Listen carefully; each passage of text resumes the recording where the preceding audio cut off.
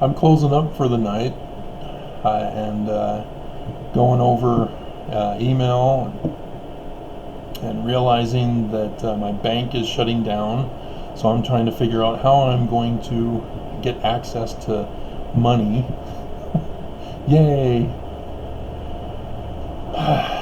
And it appears that William, the author of the North America model for the Book of Mormon, From Jerusalem to Cumorah, is available online at Amazon and Barnes & Noble for $24.95.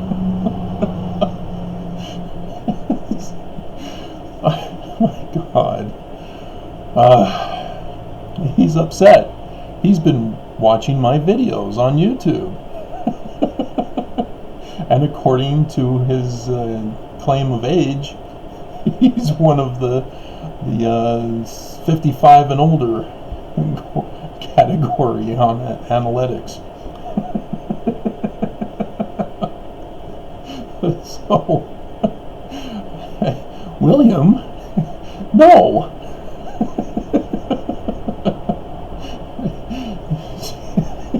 He's still in denial. He's sure that he's found the locations and it's the truth, and therefore the Book of Mormon is the ancient historical record that it claims to be, and the church is true and everything's fine, even though the church closed and abandoned Mormons and abandoned Utah and abandoned America and abandoned the world. They're a church and they're sitting on multi-hundreds of billions of dollars when people are in need of charity. Anyway, he goes on to say the Book of Mormon is not something that was plagiarized by Joseph Smith from any 19th century author. It could not have been. Really? Are you sure? Go online and look for the PDF version of the 1769 King James Version of the Bible and do a little comparison. I mean, my hell. You're, what, 81, 82 was it? It's on the other one. 81-year-old. Not a college student. So you're having trouble listening. That's clear enough. Because I did, as you would have heard, I don't have the ability to put closed captions for you. I did say North America. It was Vincent who did the one on Western New York.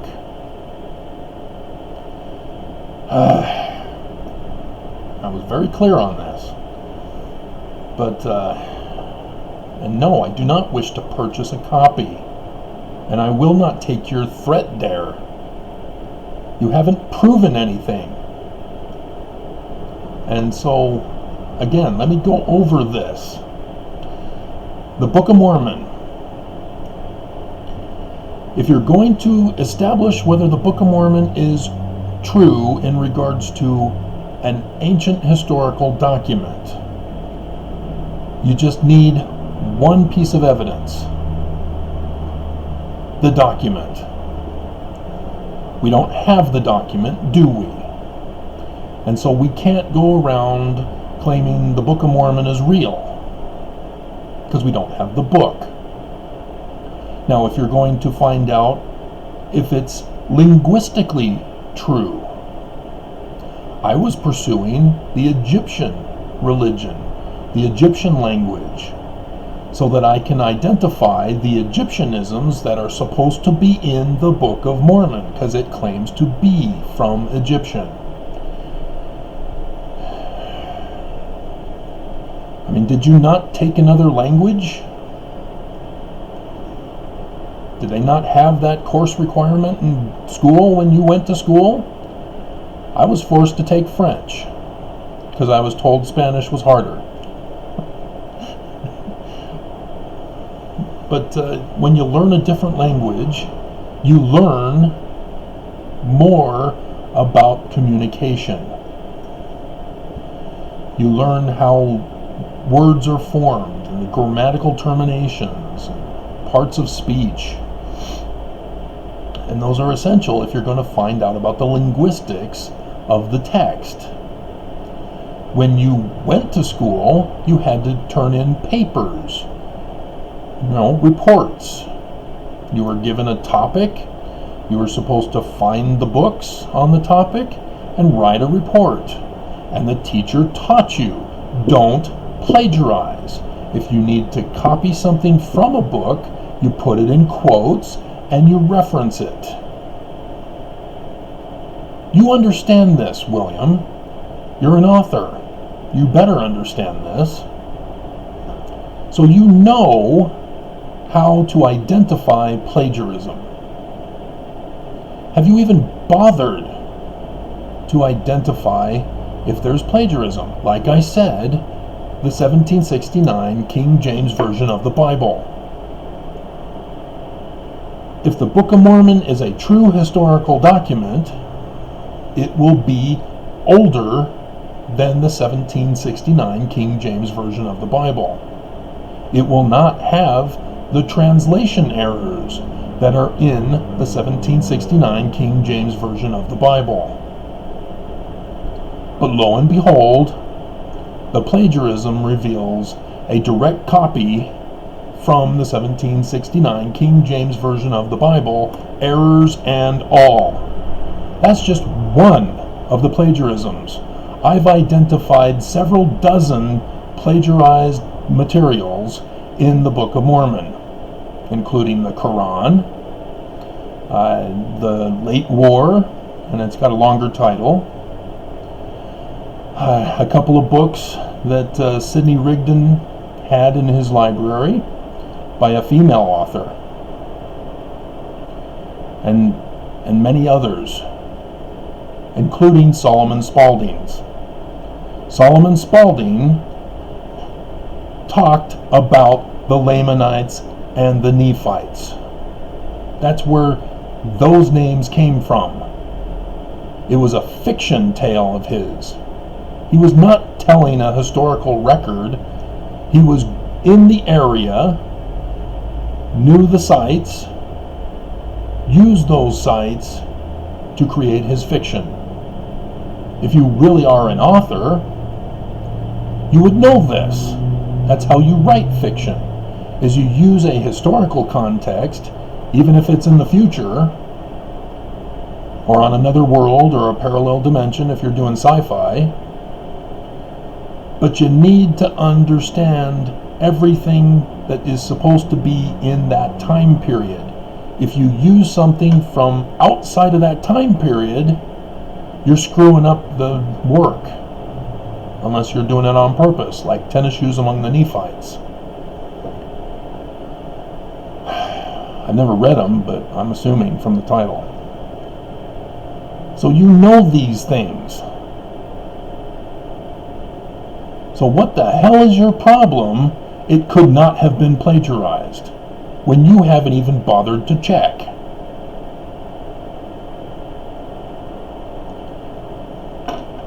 Joe Sampson.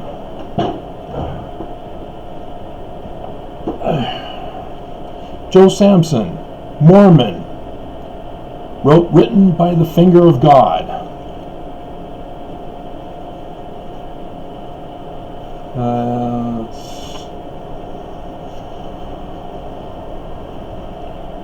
See here? These are how you quote. He's quoting from the Book of Mormon. All these passages are plagiarized material from Kabbalic literature. That's his discovery, and he didn't realize it.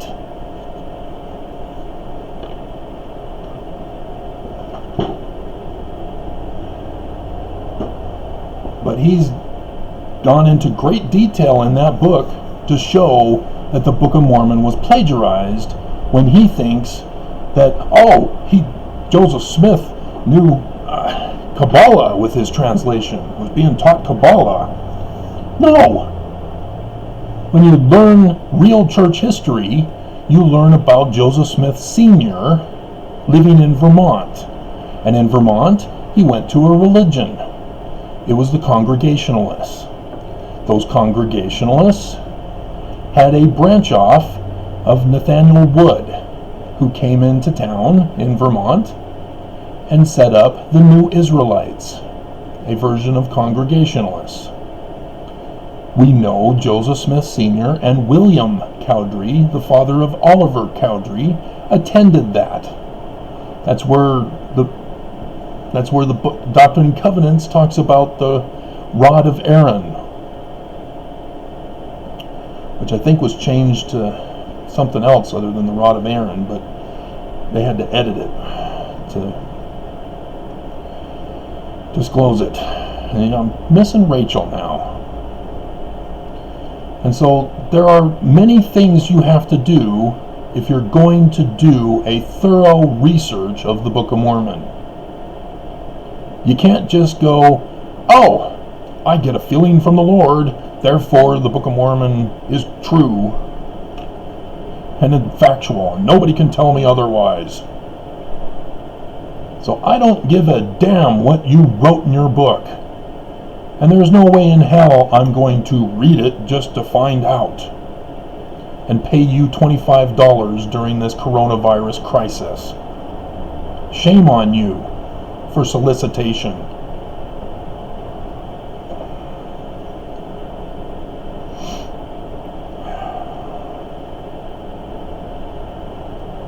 And second of all, it wasn't Joseph Smith at all. He had no part in writing the Book of Mormon.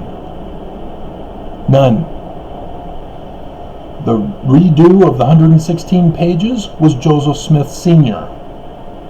And they had made an arrangement with Sidney Rigdon to plagiarize some of Parley P. Pratt's work, because Parley P. Pratt was in Sidney Rigdon's congregation in Kirtland. We know this because linguistic studies have confirmed Parley P. Pratt had written parts of the Book of Mormon, but he was clueless because he went with Brigham Young when Joseph Smith was murdered, which means he had no clue about what was really going on. Sidney Rigdon did not go with Brigham Young. Emma did not go with Brigham Young. Those were the only ones who knew, and they didn't go with Brigham Young. And there's a good reason why. But again, you have to do the research. Or you can just trust my research, but apparently you don't want to. And you're right, I have no idea what you wrote. But I know from your title, you're wrong, because I've already produced the fruit that the Book of Mormon's plagiarized and has coded messaging in it. So anybody who tells me otherwise, I know is lying to me, trying to deceive me. That's what you're doing.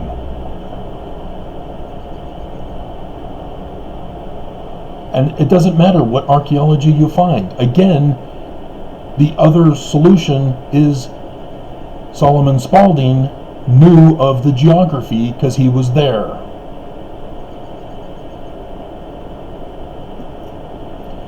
Charles Anton's book of a reprint of a dictionary of names was also used in the Book of Mormon after Martin Harris went to him. He came back, said, no, Martin Harris ripped it up and blah, blah, blah. Oh, Charles Anton, didn't he just republish a book? They used his names in that book. So there's another plagiarized material. Like I said, several dozen. And I don't wish to purchase a copy. If you want to send me one, fine. Send a PDF. You did do a PDF, didn't you? Just email me the PDF.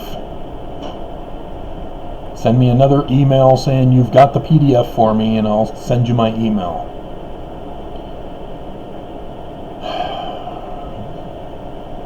and I'll add it to the other books. One of Vincent Coons, Joe Sampson. I don't think John Welsh did a chiasmus. He's the one that exposed the late war plagiarism.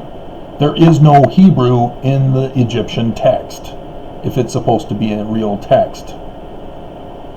That's the first clue for John Welsh, and he blew it. And now his son is going around praising his father's name, thinking his father is a church hero, clueless that his father exposed plagiarism.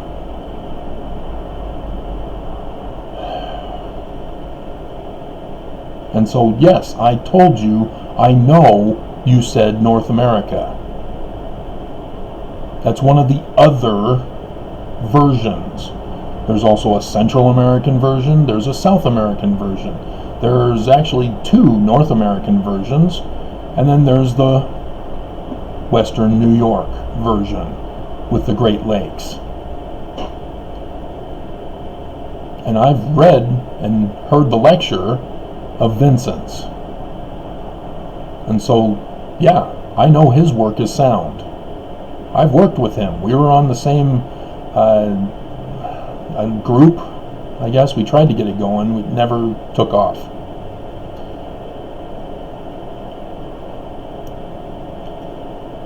And so, I'm sorry, but I'm not going to take your dare.